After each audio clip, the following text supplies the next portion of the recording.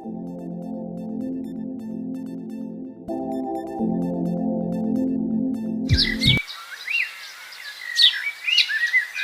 باللہ من الشیطان الرجیم بسم اللہ الرحمن الرحیم۔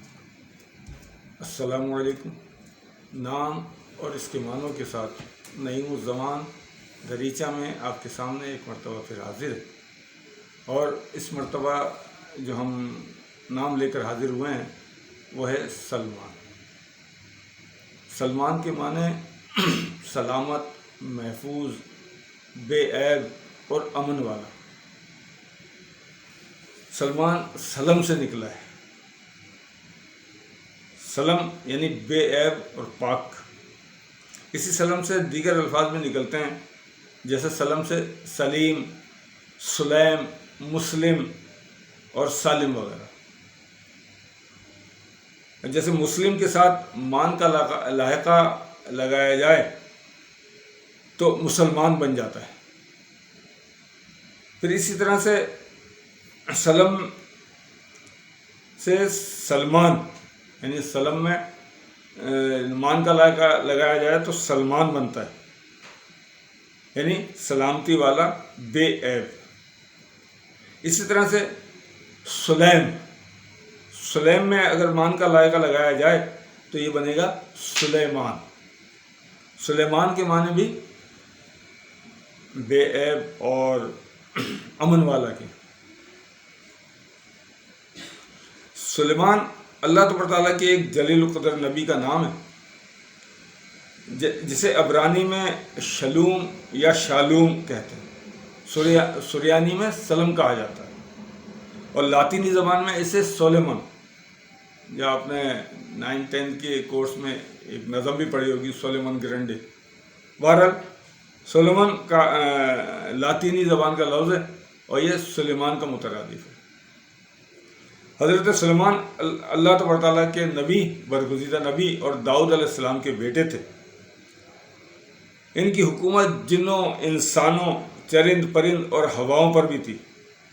سب سے پہلے داؤد علیہ السلام اور سلیمان علیہ السلام نے ہیکل سلیمانی کی تعمیر کی، جو آج ہیکل کی تعمیر کی، جو آج ہیکل سلیمانی کے نام سے جانا جاتا ہے۔ یعنی اس کی تعمیر تو داؤد علیہ السلام نے شروع کی، لیکن اس کا اختتام جو ہے مکمل جو کیا وہ سلیمان علیہ السلام نے کیا، اسی لیے یہ سلیمان علیہ السلام کے نام سے منسوب ہے اور ہیکل سلیمانی کہلاتا ہے۔ ہیکل سلیمانی ایک عبادت خانہ ہے یہودیوں کا۔ تو یہودیوں پر جیسے کہ بے شمار مرتبہ افتدا پڑی، اور جو ہے لوگوں نے ان کے اوپر حکومت کی اور ان کے ملکوں کو تباہ و برباد کیا، تو ساتھ ساتھ یہ ہیکل بھی تباہ و برباد ہوتا رہا۔ تو یہ ہیکل جب آخری مرتبہ تباہ و برباد ہوا تو اس کی صرف ایک دیوار رہ گئی، جسے دیوار گریہ کے نام سے یہودی جانتے ہیں، اور آج اسی دیوار گریہ پر یہ گریہ ازاری کرتے ہیں، اس لیے اسے دیوار گریہ کہا جاتا ہے۔ تو کہا جاتا ہے کہ ایک مرتبہ اور تعمیر ہوگا، اس کی تعمیر ایک مرتبہ، تیسری مرتبہ اور ہوگی قیامت سے پہلے۔ تو بہرحال ہم بات کر رہے تھے سلیمان علیہ السلام کی۔ تو سلیمان علیہ السلام اللہ کے برگزیدہ نبی، جیسے کہ میں نے آپ کو بتایا، اور یہ نہایتی اللہ تبارک تعالیٰ نے ان کو ایسی حکومت دی کہ ایسی کسی کو بھی نہیں دی، یعنی تمام دنیا پر ان کی حکومت تھی، نہ صرف انسانوں، جنوں، بلکہ چرند پرند سب پر آپ کی حکومت تھی، حتیٰ کہ ہواؤں پر بھی تھی۔ تو کہا جاتا ہے کہ ایک مرتبہ آپ کا تخت ہواؤں پہ اڑ رہا تھا، تو آپ نے ملکہ بلقیس کا محل دیکھا۔ ایک پورا واقعہ ہے کہ آپ نے ایک پرندے کو پھر اس کی اطلاع کے لیے بھیجا کہ جاؤ دیکھ کر آؤ، اور پھر یہ ایک کہانی آگے بڑھتی ہے۔ میرا بتانے کا مقصد تھا کہ آپ کی ہواؤں پہ بھی حکومت تھی، آپ کا تخت ہواؤں پہ اڑا کرتا تھا۔ اچھا، اب سلیمان کے حوالے سے ہم نے سلیمان علیہ السلام کی شخصیت کے بارے میں کچھ نہ کچھ بتایا، تو اسی طرح سے سلم سے سلمان بھی بنتا ہے۔ تو سلمان کی شخصیات میں سلیمان فارسی جو ہے ان کی شخصیت نہایت قداور نظر آتی ہے. تو سلیمان علیہ السلام کے بارے میں بھی ہم کچھ معلوم کر لیتے ہیں. سلیمان علیہ السلام یہ ایک صحابی رسول کا نام ہے. ابتدا میں آپ جو تھے وہ ایک آتش پرست گھرانے سے آپ کا تعلق تھا، اور آپ جو ہے اس آتش پرستی سے بیزار رہتے تھے اور حق کی تلاش میں تھے. حق کی تلاش میں رہتے تھے کہ کسی طرح سے میں حق تک پہنچوں، کیونکہ جو کچھ میرے پاس ہے وہ حق نہیں ہے. یعنی آتش پرستی کو وہ تسلیم نہیں کر پاتے تھے دل سے.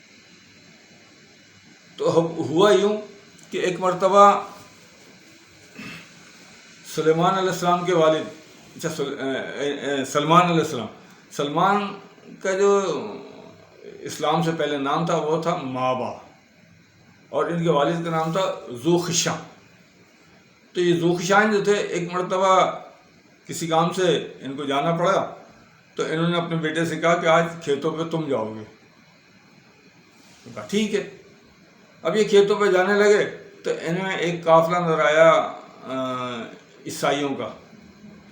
تو آپ نے ان سے گفت و شنید کی، ان کے مطلب عبادات سے، ان کے طور طریقوں سے متاثر ہوئے، تو آپ نے عیسائیت قبول کر لی. جب آپ کے والد کو معلوم ہوا کہ اس نے اپنا مذہب چھوڑ دیا، تو آپ نے ان کو قید کر دیا، زنجیروں میں جے کر دیا. آپ حق کے متلاشی تھے، تو لہٰذا کسی نہ کسی طریقے سے اپنی قید سے آزاد ہوئے اور وہاں سے فرار ہو گئے. اب یہ فرار ہو کے عیسائیوں کے پاس گئے. ابھی جو تلاش جستجو کا مادہ جو دل کے اندر تھا وہ ابھی تھما نہیں تھا. تو آپ ان کے پاس سے ہوتے ہوئے یہودیوں کے پاس گئے. ایک یہودی راہب کے پاس ایک عرصہ رہے، اس کی خدمت کی، اس سے دین سیکھا، یہودیت اختیار کر لی کہ نہیں یہ جو ہے یہ حق پر ہے. اب یہودیت اختیار کی. وہ شخص جو تھا جب مرنے کے قریب ہوا تو اس نے نصیحت کی انہیں کہ تم جو ہے ایک نبی آنے والا ہے کھجوروں کی سرزمین پر صحرائے عرب میں، تم جاؤ اور اس پر ایمان لے کر آؤ، وہ ایک سچا نبی ہوگا. کہ یہودی تو مطلب ان کے ذہنوں میں یہ بات موجود تھی کہ ایک نبی آنے والا ہے، اور ان کے نزدیک جو ہے وہ سمجھتے تھے کہ وہ یہودیوں میں ہی آئے گا. بہرحال تو انہوں نے یہ خبر دے دی. اب اس کا انتقال ہو گیا، اس کے کفن دفن کے بعد آپ یہ چل دیے. اب چلتے چلتے قافلے میں پہنچے، وہاں پر چلا یہ قافلہ جو ہے مدینہ جا رہا ہے، یثرب جا رہا ہے. تو یثرب تھا، تو یثرب تو ہمارے نبی کے قدموں سے مدینہ بنا. تو بہرحال تو یہ وہاں قافلے میں پہنچے. اب قافلہ جو ہے مدینہ کے قریب ہی تھا، تو ان قافلے والوں نے نا ان کو یہودیوں کے ہاتھ فروخت کر دیا. اب یہ یہودیوں کے غلام ہو گئے.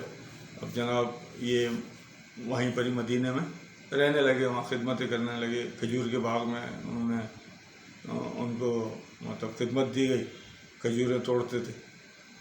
تو ایک دفعہ کھجور توڑ رہے تھے کہ باغ کے مالک کا کوئی جاننے والا یا اس کا بھائی وغیرہ آیا، اس نے اطلاع دی کہ قبا کے نزدیک جو ہے لوگ جمع ہو رہے ہیں، کوئی ایسا نبی جو ہے وہ آ رہا ہے. یعنی وہ لوگ اس کو نبی کہتے ہیں. تو آپ کے کان کھڑے ہوئے. اچھا، جس راہب کے پاس سے چلے تھے اس نے ایک نشانی بتائی تھی نبی. اس نے کہا کہ وہ نبی جو ہوگا وہ صدقہ قبول نہیں کرے گا، وہ ہدیہ قبول کر لے گا، اور اس کی پشت پر مہر نبوت ہو. تو اب یہ آپ کے پاس گئے، کسی طریقے سے کھجوریں لے کر گئے. اب کھجوریں جو ہے آپ صلی اللہ علیہ وسلم کے پاس لے کے گئے اور عرض کیا یا رسول اللہ یہ صدقہ ہے. تو آپ نے جو ہے وہ تمام کھجوریں جو ہے اپنے اصحاب میں تقسیم کر دیں. تو یہ کچھ ان کی سمجھ میں آئی.